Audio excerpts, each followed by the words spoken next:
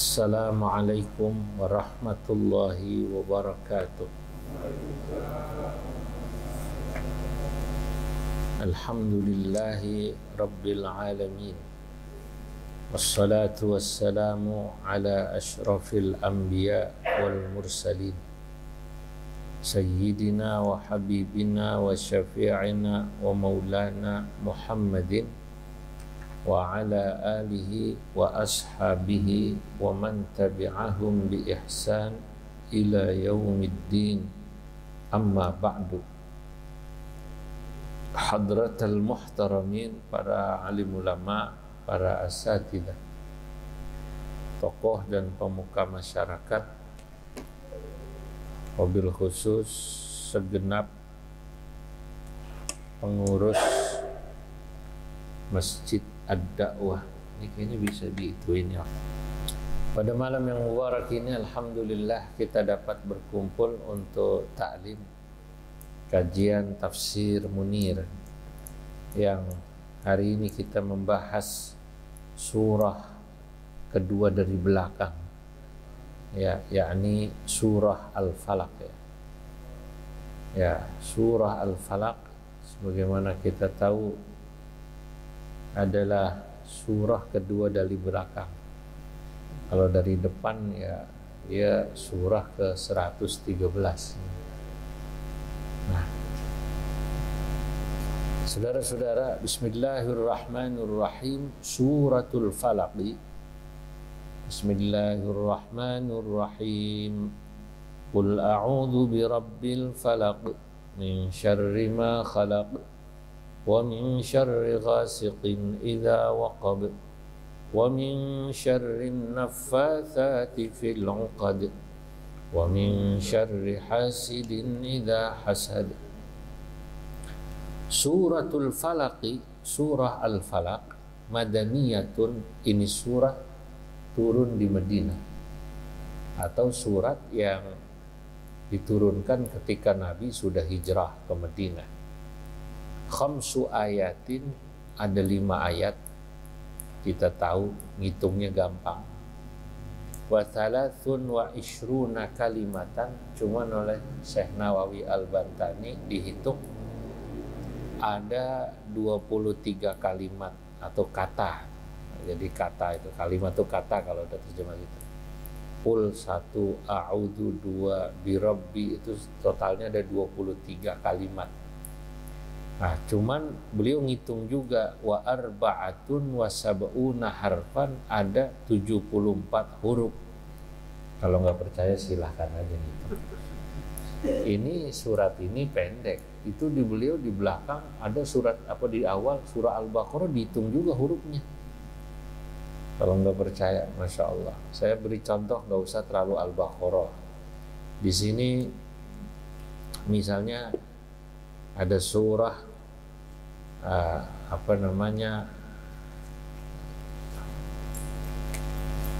Ad-Dukhan. Ad-Dukhan itu hurufnya ada alfun wa arba'atu mi'ah wa ahadun wa thalathun, ada 1431 huruf. Kan kalau kata kita kurang kerjaan itu ya. Nah, tapi masalahnya ulama dulu dihitung. Kenapa dihitung sampai huruf? Sebab Nabi Muhammad SAW bersabda, orang membaca Al-Quran itu 1 huruf sama dengan 10 kebaikan. Kan gitu kan? La aqulu alif lam mim harfun, walakin alifun harfun wa mimun harfun wa lamun harfun wa mimun harfun.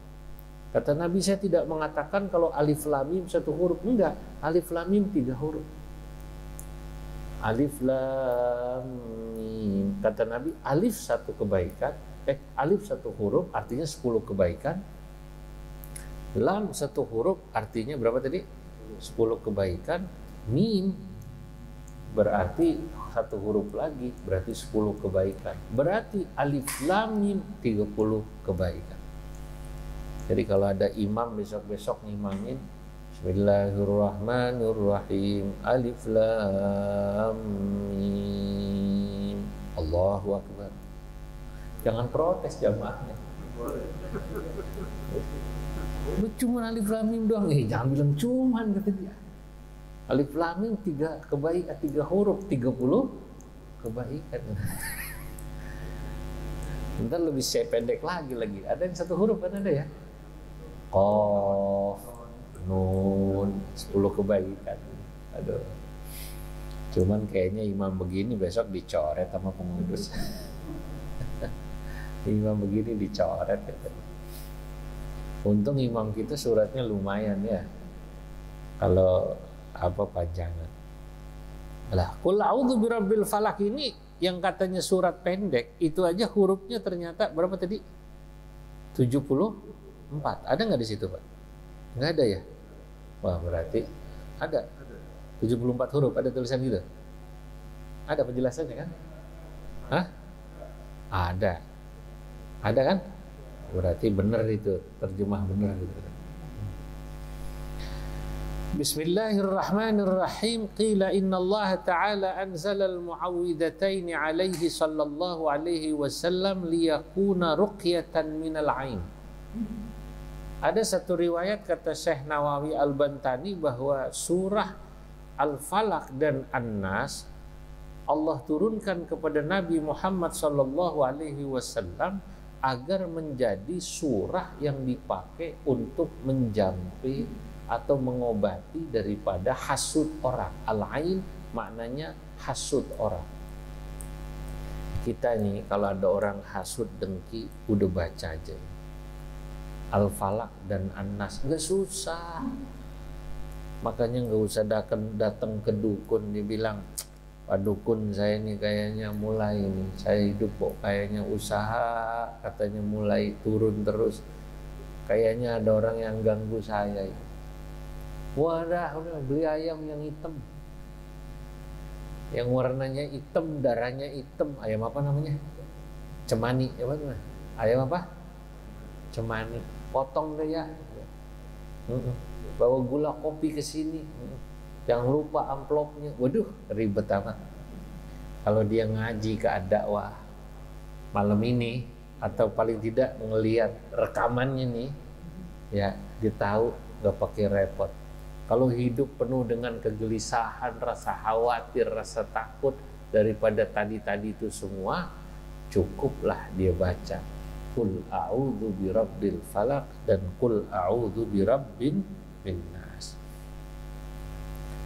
Waruya dan diriwayatkan anna Jibril alaihi salam atahu, bahwasanya Nabi didatangi malaikat Jibril.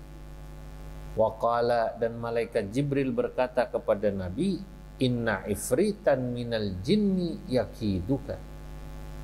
Hai Nabi Muhammad, ada jin ifrit mau mencoba mengganggu kamu. Waqala, lalu kemudian malaikat Jibril berkata, idza awaita ila firashika qul a'udzu birabbi as-surataini. Kalau kamu nanti mau tidur, hai Nabi Muhammad, bacalah surat 2 ini, Al-Falaq dan An-Nas. Makanya Nabi itu, dan memang ada itu dalam beberapa riwayat, setiap beliau mau tidur biasanya dibaca satu paket sih, bukan cuman Al-Falaq An-Nas, dari kulhu falak nas, ditiupin, habis baca kulhu falak nas ditiupin ke tangan, diusap seluruh tubuh. Insya Allah aman dari gangguan yang sifatnya orang bilang sihir, santet lah, apalah. Juga insya Allah aman daripada keburukan orang yang hasud. Jadi kita ini sudah punya pagar, tinggal yakin apa enggak. Nah, orang yang gelisah gini, Pak, jabatan saya kayaknya ada yang pengen nih, Pak. Nah, usaha saya kayaknya ada yang ganggu nih, Pak. Baca aja ini selama tidur.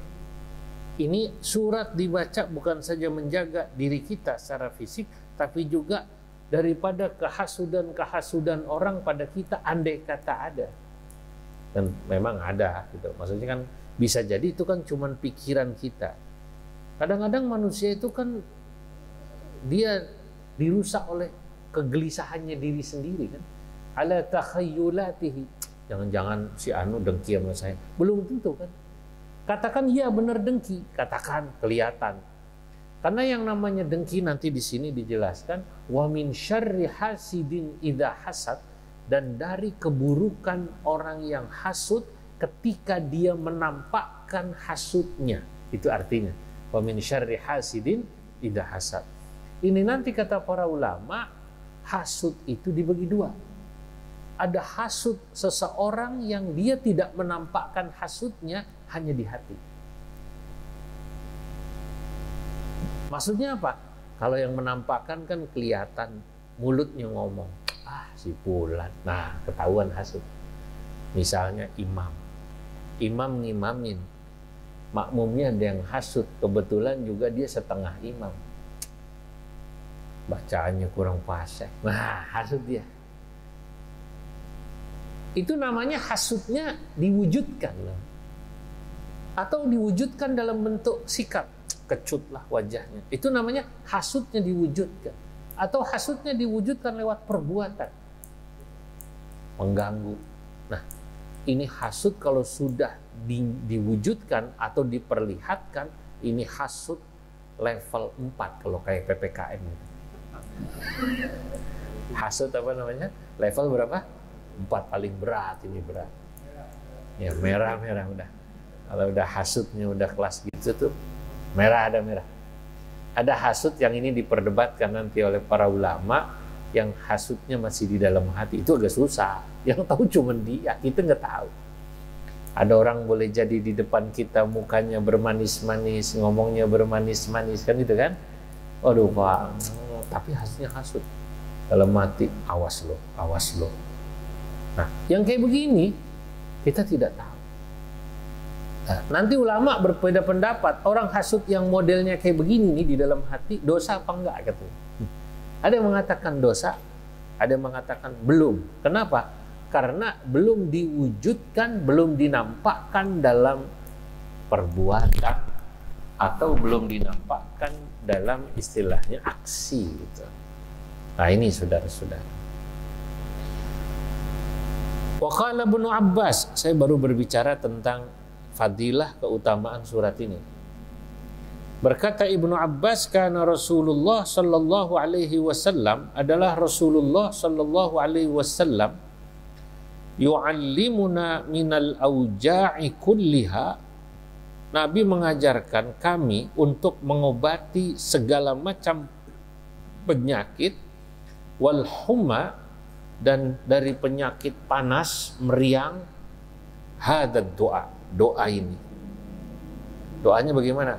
Bismillahirrahmanirrahim. A'udzu billahil azim min syarri kulli irqin nakharin wa min syarri harrin nar. Nah, biasanya doa ini dibaca sesudah baca Qul a'udzu birabbil falaq dan an-nas. Di kitab Bapak ada kan itu kan? Ya udah, catat aja, kasih garis bawah saya gitu. Sekarang kita baca ayatnya. Qul a'udzu birabbil falaq. Qul, katakanlah hai Nabi Muhammad, a'udzu, aku berlindung, birabbil falaq, kepada Tuhan yang menguasai waktu falak. Waktu falak ai waktu subuh. Kenapa kok berlindung pada Allah, Tuhan penguasa waktu subuh? Kenapa disebut waktu subuh secara khusus? Li'annahu waktu du'ail muttarrin. Karena waktu subuh itu adalah waktu doanya orang yang kepepet. Orang itu kalau subuh kepepet banget berarti. Kalau sampai sebelum subuh bangun sampai nangis berarti kepepet. Kalau doanya pas maghrib, habis maghrib itu belum begitu kepepet. Boleh jadi dia berdoa berbarengan diundang tahlilan, ya kan? Diundang tahlilan, selamatan, dia doa. Tapi kalau udah sebelum subuh bangun doa, itu biasanya kepepet. Artinya hajatnya beneran. Di samping itu wa ijabatul malhufin, kenapa kita diminta berlindung pada Allah, penguasa waktu subuh? Karena waktu subuh adalah waktu ijabatul malhufin, waktu di mana orang yang susah orang yang penuh hajat kepada Allah, diijabah doanya oleh Allah.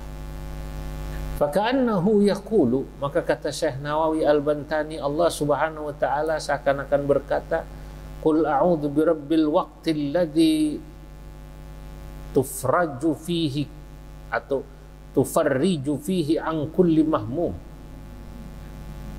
Katakanlah Muhammad, aku berlindung kepada Allah pemilik waktu, ya, alladzi tafarraja bihi fihi an kulli mahmum, yang waktu itu, ya, atau tufarrij bisa juga yang bisa menghilangkan segala kesulitan.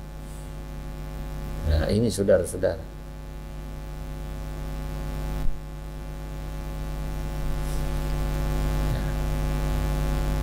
min syarri ma khalaqa,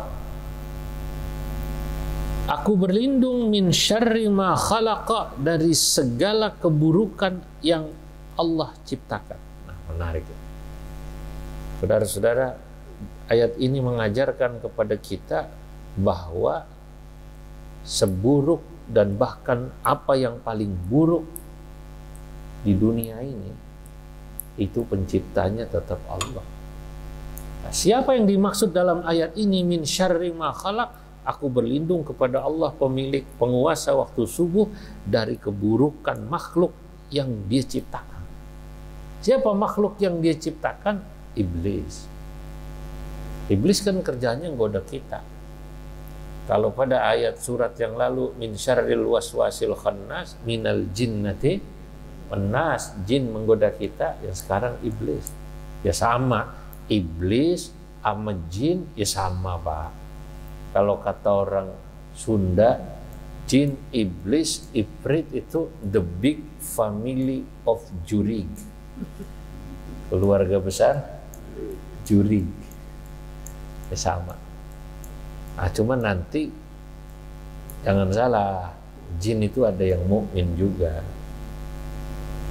Ya. Ada yang mukmin. Ya. Ada yang sholat. Ya, karena syariat sholat itu bukan hanya buat manusia.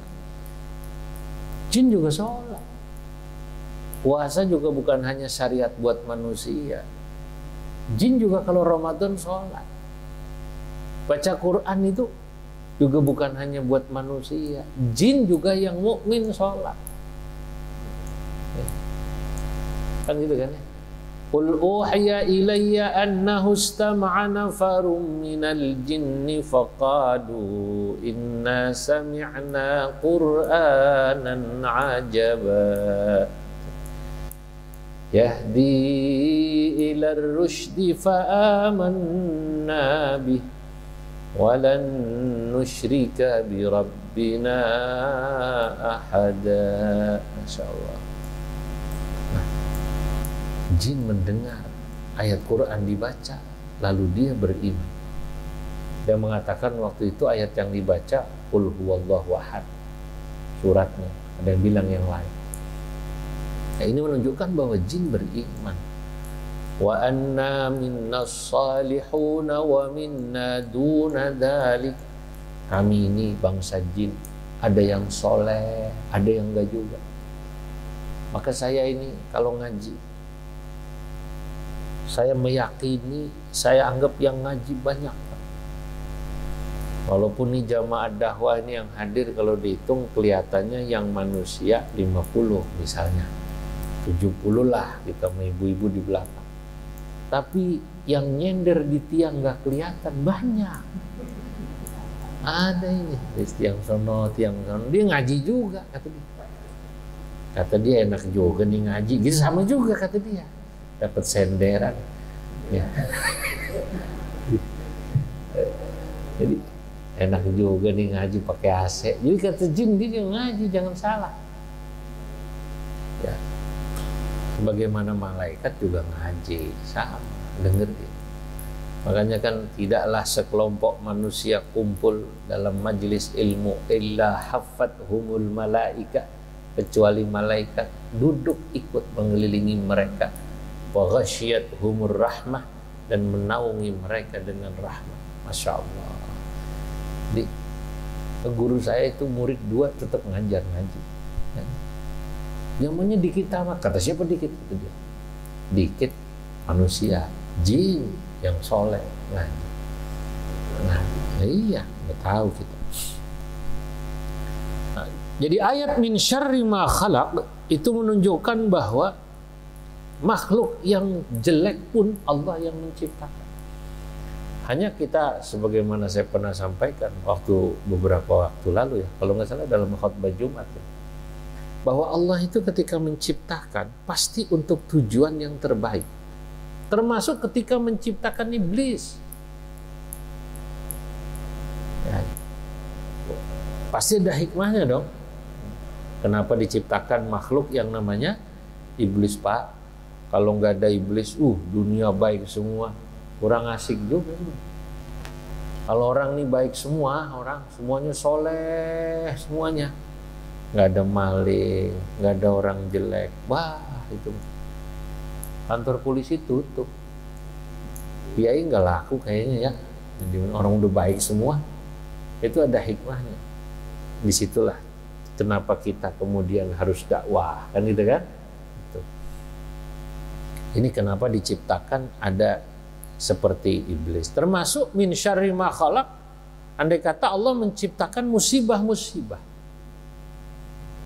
mungkin kita kan bilang, kenapa sih ya Allah menciptakan sesuatu musibah yang bikin saya susah. Kata Imam Ibnu Athaillah Al-Iskandari dalam kitab hikamnya, la tastaghrib wuqu'al aqdar ma dumta fi hadhihi ad-dar. Kamu jangan aneh kalau hidup di dunia, selama hidup di dunia merasakan sesuatu yang datang padamu membuatmu hatimu tidak enak. Orang itu biasanya kalau hatinya nggak enak karena musibah, kan begitu kan?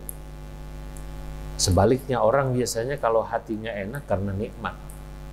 Orang dikasih badan sehat, dikasih duit banyak, semuanya normal, anak istri semua normal, kerjaan semua normal, ya enak dong namanya.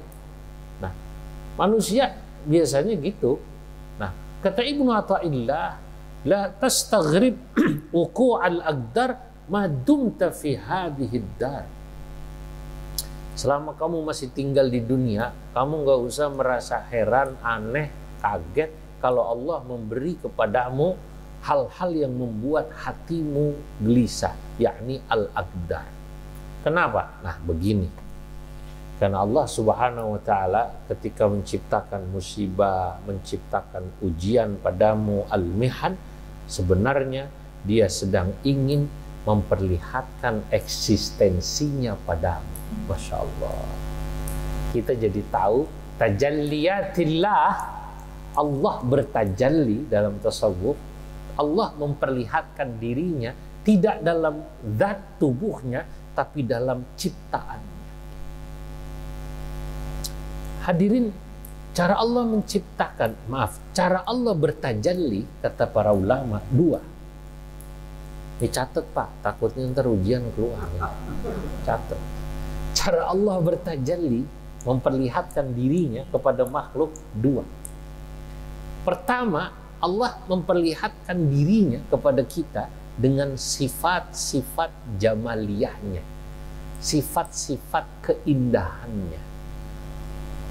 Kalau kata orang Cina, yin dan yang, gitu. Perempuan itu apa namanya? Yin ya. Yin itu keindahan, ya. Cenderung indah. Nah, itu keindahan bahasa Arabnya jamaliyah. Apa namanya? Jamaliyah, keindahan. Kedua, Allah memperlihatkan eksistensinya kepada kita lewat yang disebut jalaliyahnya. Jalaliyah itu keperkasaan. Perkasa itu kan simbol laki-laki. Maka tadi kata orang Tiongkok, Cina disebut apa tadi? Yang. Ya mungkin begitu. Falsafahnya boleh jadi sama, boleh jadi beda. Tapi begini, kalau dalam konteks jalaliyah dan jamaliyah, saya bahas ini aja lah yang saya menguasai. Saya nggak begitu kuasai juga yin dan yang itu. Tapi dulu yang suka baca Asmaraman Kopingho, dulu kan itu ya, Nah, orang zaman dulu bacanya begitu, tapi dia belajar filsafat. Kalau zaman sekarang anak-anak ya nggak tertarik gitu-gitu kan. Kalau zaman dulu itu filsafatnya tinggi. Nah, saudara, kita ini kalau dikasih lihat eksistensi Allah dengan keindahannya, itu biasanya ingatnya sebentar doang. Maaf, kita dikasih badan sehat, duit banyak, alhamdulillah. Paling gitu cuma sebentar. Kadang-kadang malah nggak sadar. Orang kadang-kadang begitu dia maju usaha sukses, orang bilang, wah lu bisa sukses gitu. Wah gua kerja keras. Dia bilang gua kerja keras. Dia lupa bahwa dia sukses karena jamaliyah Allah, keindahan Allah kepadanya, zat yang maha memberi rizki dan nikmat. Tapi manusia bilang, ya karena saya kerja keras. Wah, kamu jabatannya tinggi, gue sekolah. Lah, dia merasa yang membuat jabatannya tinggi sekolahnya. Padahal yang memberi nikmat jabatan, qulillahumma malikal mulki tu'til mulka man tasha wa tanzi'ul mulka mimman tasha. Allah yang ngasih. Cuman manusia itu kalau diperlihatkan tajalli Allah lewat jamaliyahnya, sifat indah Allah, sering lupanya. Ingat cuma sebentar, alhamdulillah, tapi sebentar. Ketika Allah menciptakan atau ketika Allah bertajalli lewat sifat jalaliyahnya, manusia biasanya ingat banget. Di situ manusia baru sadar dirinya lemah. Maaf, Allah kasih gempa, Allah kasih tsunami, Allah kasih banjir, Allah kasih longsor. Gak ada yang berkutik manusia. Ya walaupun ada aja manusia yang masih nyala, ini gara-gara bupati nih. Masih nyalain manusia lagi, dilupa kalau ini Allah sedang bertajalli dengan sifat apa tadi? Jalaliyahnya. Allah Maha Perkasa. Bahasanya, kau mau manusia mau bilang apa? Kau nggak bisa apa-apa kalau aku kasih longsor begini. Dikasih tsunami sehari orang mati 200.000, betul ya? Di Aceh itu kan 200.000 kan lagi. Sehari, bahkan bukan sehari ya, berapa detik itu? Ya menit, jam lah. Bus. Kadang-kadang manusia masih dicari kambing hitam. Dia lupa. Sebenarnya Allah sedang memperlihatkan jalaliyahnya, keperkasaannya pada kita. Tapi kita bilang ini sih gara-gara gubernur korupsi. Alat pemeriksa apa tuh yang apa early warning systemnya apa namanya? Alat deteksi dininya nggak dibeliin yang benar. Kalaupun ada beneran katakan alat itu, kalau mau dikasih terus dan manusia lagi tidur dia dikasih kemudian apa namanya tsunami, dia mau bisa apa? Kalau lagi tidur, ya kan? Kan kata Allah kadang-kadang azabku datang wahum qailun, ketika mereka masih tidur, wahum naimun, maaf lagi naimun tidur, lagi main di waktu duha, kan gitu kan? Nah, itu namanya jalaliyah, Pak. Jadi subhanallah, saya baca nasihat ini, iya ya, ini manusia itu gak usah heran kalau ada musibah, kita supaya ingat. Jadi kadang-kadang kita dikasih ujian aja, gigi sakit lah, nggak usah jauh-jauh. Ya Allah lah, lu nyebut Allah kan, gitu. Jadi dengan gigi sakit, dia tahu bahwa ini Allah sedang memperlihatkan keperkasaannya, ngasih kita ujian satu aja itu, gigi sakit, dia baru nyebut Allah. Sebagai manusia dia sadar betapa lemahnya dia, untuk giginya aja nggak berkutik apa-apa. Dikasih yang lain sakit, ginjalnya sakit, jantungnya sakit, nggak bisa apa-apa. Itu jalaliyah. Nah, jadi karenanya kita ketika membaca wa min syarri atau min syarri ma khalaq, kita berlindung dari Allah atau kepada Allah dari keburukan makhluk yang Ia ciptakan. Ya, artinya keburukan godaannya. Ya, ay min kulli min syarri kulli dzi syarrin khalaqahu rabbuk. yakni kita berlindung pada Allah dari segala keburukan yang Allah memang menciptakannya. Min iblis, apakah itu iblis? Wa min jahannam, termasuk jahannam, semoga kita dihindari itu. Wa min asnafil hayawanati, termasuk keburukan makhluk yang Allah ciptakan kayak ular, kayak apa. Wal hawami wa ghairiha. Ya tapi kita nggak boleh marah gitu loh. Allah menciptakan itu hak Allah, karena Allah sedang menunjukkan jalaliyah. Sekali lagi gitu. Tapi begitu Allah menciptakan surga, Allah sedang memperlihatkan kepada kita apa tentang tadi jamaliyah. Kalau lagi ke puncak, indah banget ke puncak. Masih indah puncak masih ya? Udah lama saya nggak ke sana. Masih. Iya. Wah, indah sekali pantai. Nah, berarti itu Allah sedang memperlihatkan jamaliyahnya pada kita. Nah, wa min syarri ghasiqin idza waqab, dan aku berlindung pada Allah min syarri ghasiqin, dari kejahatan malam idza waqaba, apabila dia sedang gelap gulita.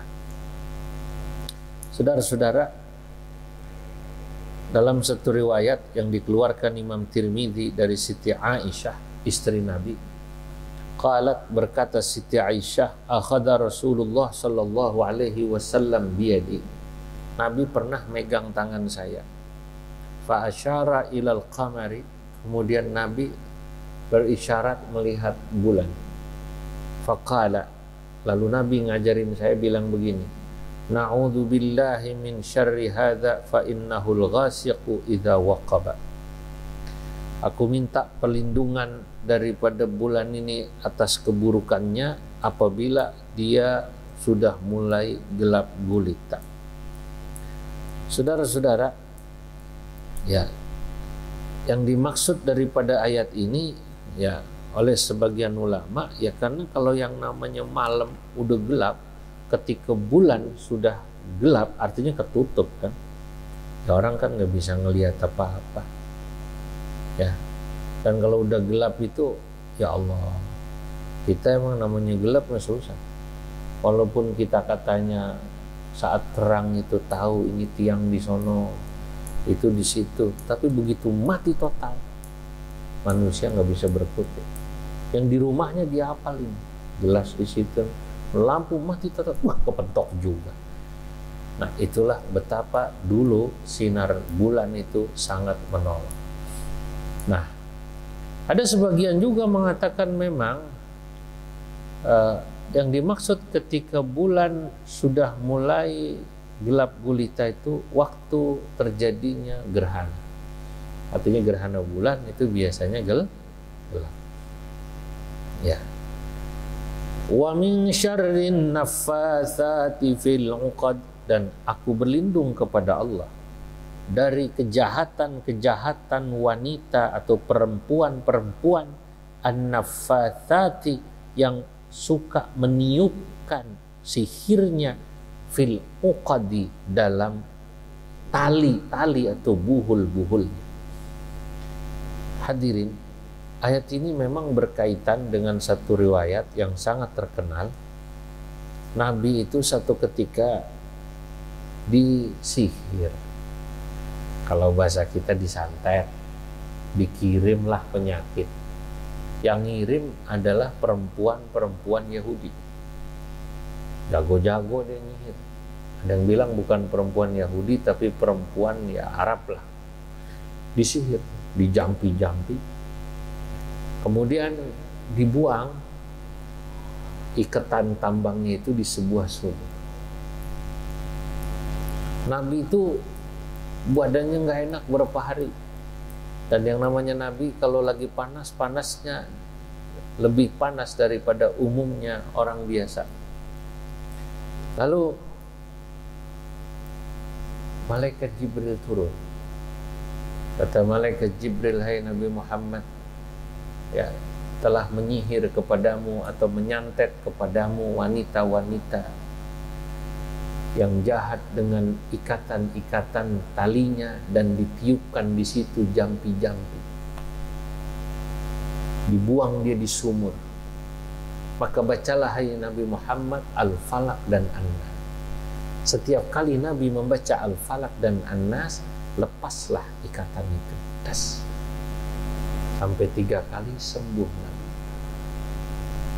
Nah, oleh para ulama, riwayat ini kemudian dipahami begini. Pertama, kalau ada orang bertanya apakah sihir atau santet itu ada, ini menunjukkan ayat ini bahwa itu ada. Itu satu. Dan itu didukung oleh ayat yang ada dalam surah Al-Baqarah, wa ma kafara Sulaiman walakinna syayatina kafaru yu'allimuna an-nasa sihra.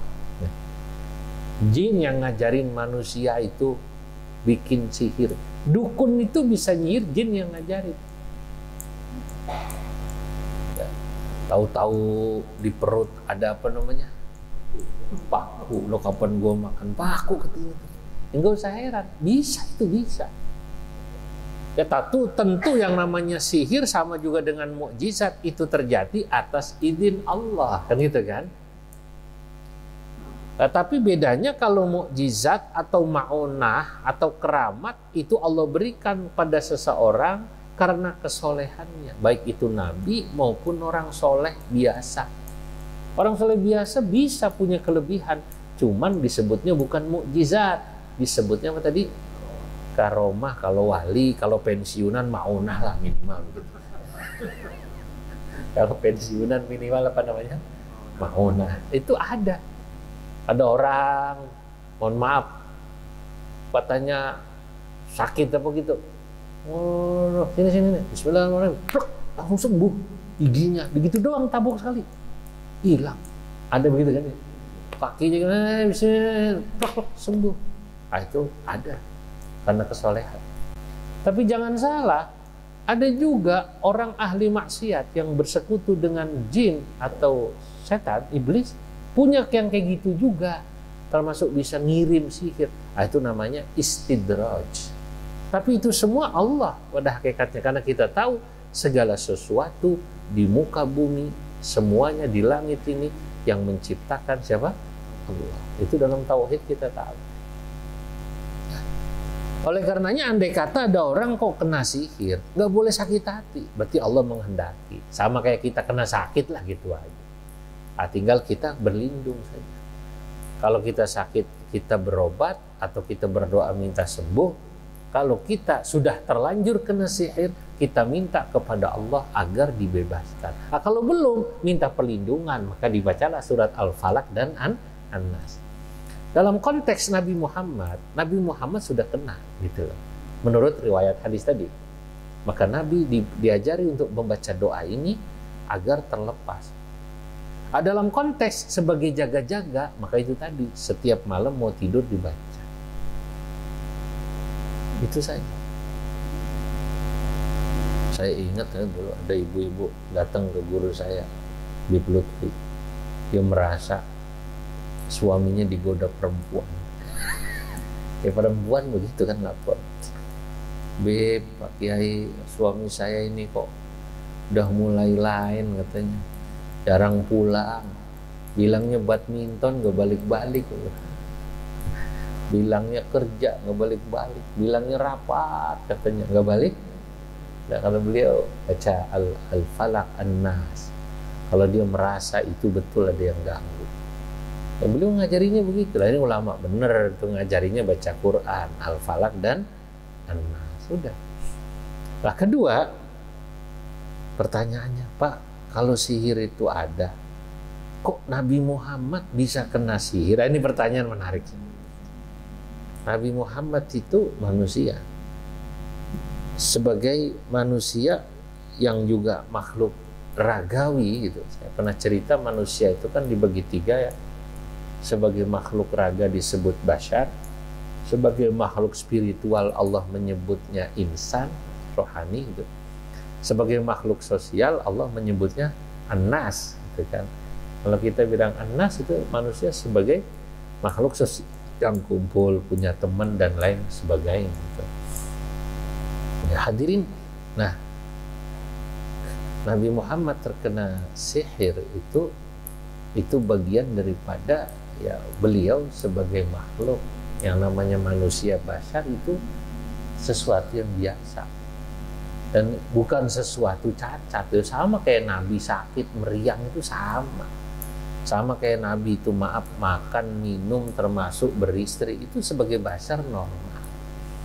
Jadi tidak perlu kaget, kiai pun bisa kena sihir. Ini kalau ada orang, lu kiai kok bisa kena santet, lu baru kiai, lu Nabi aja kena gitu. Gak usah heran. Jadi begitu saja. Hadirin, inilah kajian daripada surah Al-Falaq. Pada masih satu lagi ya. Wa min syarri hasidin idza hasad. Dan aku berlindung padamu ya Allah dari keburukan orang yang hasud ketika menampakkan hasud. Ya tadi sudah dijelasin di awal sekilas bahwa hasud dibagi dua, ada hasud yang ditampakkan, ada hasud yang masih disimpan di dalam diri. Yang bahaya yang sudah menampakkan itu.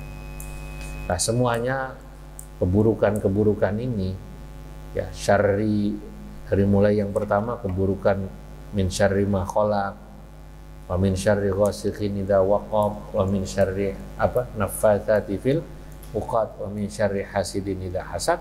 Kita semuanya minta perlindungan kepada siapa?